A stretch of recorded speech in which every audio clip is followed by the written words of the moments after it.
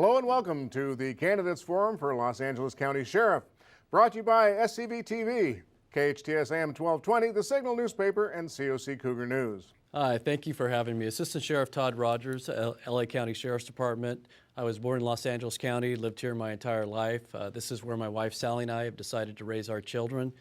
I attended Cal State University, Dominguez Hills, where I obtained a bachelor's in history, a social studies teaching credential, and a master's degree in sociology. I was elected to the Lakewood City Council in 2001. I've been re-elected 3 times. I'm currently the mayor of the city, and this is my third one-year term as mayor. I've been a member of the Sheriff's Department for 29 years. I was the first director of our Regional Community Policing Institute, Los Angeles, which was a federally funded program to teach law enforcement agencies and communities how to do community policing. I was the captain of our Carson Sheriff Station for 6 years, where I institutionalized community policing, formed partnerships with our community, and also developed a gang diversion program where we partner with community-based organizations to divert our at-risk youth to these programs instead of arresting them for committing offenses or becoming gang members. About 12 months ago, I was promoted from commander to assistant sheriff by Lee Baca, and his charge to me was to try to reverse the corruption and mismanagement that had been taking place within the organization. I took this task seriously and set out to reorganize the department, fix our hiring processes, start to heal our budget, and establish a website for employees to anonymously report misconduct within the department. Much more has to be done, and I'd be honored to have your vote as sheriff. Thank you.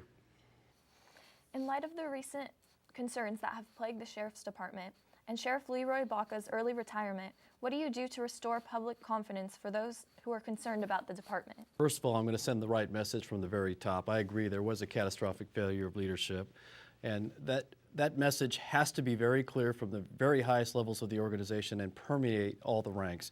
To follow that up, we need to have accountability, and I'll put systems in place for that. I'll also embrace external oversight. It's long overdue for the Sheriff's Department. It's something that I will welcome if it's done correctly. And more than that, I intend to engage in the collaborative reform process where I want to invite the Department of Justice and best practices experts into the organization to take a fresh view of what we're doing, provide expertise that we may or may not have, and make sure that the LA County Sheriff's Department is a laboratory for best practices for law enforcement everywhere and instill confidence in our public that we're doing the right things for the right reasons all the time. The next question is, how much oversight is too much as far as civilian involvement and intervention from the political arena? Thank you, sir. It needs to be meaningful oversight, but it can't be a bureaucracy that's set up where people are relying on that to have some impact on the Sheriff's Department or get some input into the Sheriff's Department, and they're turned away, or it doesn't result in any meaningful change at all. I'm not in favor of bureaucracy for the sake of bureaucracy. We also need to depoliticize the process.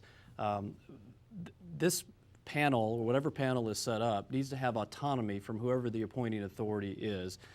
So they don't have to be subject to the whims of political will or some sort of machinations out there in the political world.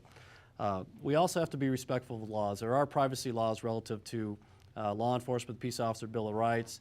We have to be cognizant of those at all times. But it needs to be collaborative. As I said before, this is something that I want to do in collaboration with not only Department of Justice, oversight commissions, but also best practices experts. And I think working together, we can make it meaningful for the public of Los Angeles County. There have been mixed reviews for education-based programs offered by the Sheriff's Department. What do you think of such programs, and how would you work to make them more effective?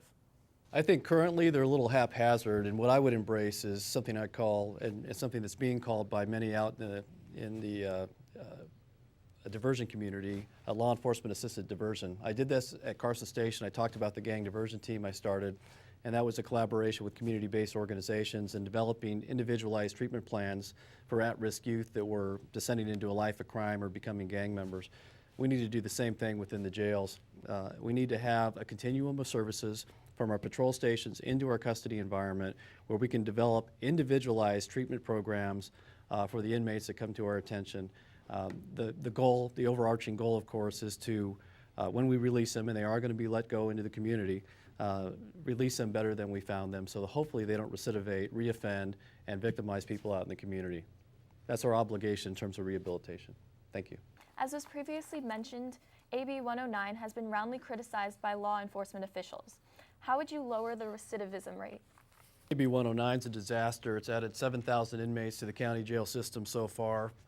And really the major flaw is that the people being released and sent to county jails account for 80% of the crimes committed in any community in Los Angeles County, including here in the Santa Clarita Valley. These are the people that steal identities and burglarize cars and steal your cars. And it was said earlier that we should concentrate on more serious criminals. I agree with that, but we can't ignore these folks because they're the ones that are most likely to victimize the people watching this show.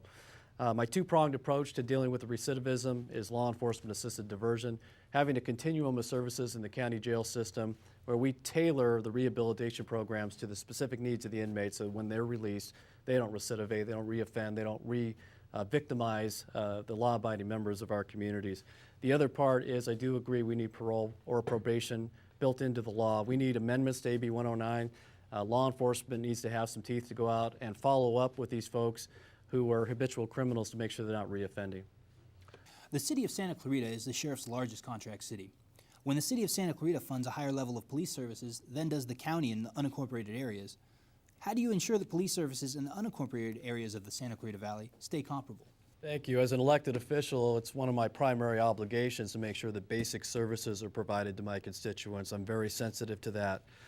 That said, when I inherited the mess that was the Sheriff's Department budget, there were $52.5 million in unfunded programs. Those were deputy sheriffs being taken out of radio cars and jail modules and courtrooms and detective assignments to work some special projects that were created without funding from the Board of Supervisors. In 1 year, I've reduced that number by about $12 million. We're down to $40 million of unfunded. It's a process that we need to continue to follow. As sheriff, I have to emphasize our core missions. They've been described already: patrol, custody, courts, Metropolitan Transit Authority, things that we do that no other agency does. We need to focus on those core missions and make sure they're being done correctly before we start to launch into any other programs that are nice to have but not need to have. That being said, we also need accountability with our service levels. We have them with our contract cities. We have service levels established with our unincorporated areas as well. Those are documented. They're easy to track. As a matter of fact, I'm tracking those now in my capacity as an assistant sheriff. We need to make sure that we have deputies in radio cars that are available to respond to crimes so we have decent response times when our citizens need us, and also to make sure that our deputies out there working are safe. DUI and driver's license checkpoints that are stationed by deputies throughout Los Angeles County are supported with federal money. Why do you think these checkpoints are the best way to educate the public about the dangers of driving under the influence, and do you think there's an alternative way that might prove more effective? I support having DUI checkpoints. They are effective in terms of raising awareness, and they certainly get everybody's attention when we hold one in the community. I've been working recently with the Saving Lives Coalition, and they're doing some amazing work in terms of educating our youth and educating parents in terms of alcohol abuse. And they're part of the drug-free community movement. They're also very close with what's happening with the Mothers Against Drunk Drivers. We definitely need a multifaceted approach to deal with this, but education to stop folks from abusing alcohol and certainly using alcohol and operating motor vehicle. And that also applies, by the way, to drug use, not just alcohol, but marijuana and the other harder drugs. But I support the multifaceted approach. It's something we need to do as much as we can and try to find ways to do more. If you had to choose between budget cuts for patrols versus for jail service, how would you make that determination? We have a $2.8 billion budget. We have lots of aspects to our operation. I would find it very difficult to cut either one. I would cut from somewhere else within the organization. If I absolutely had to cut someplace, I would look at some of the inmates that we have in our jail system who we could release through split sentencing, electronic monitoring, through a proper risk assessment tool that would not jeopardize public safety.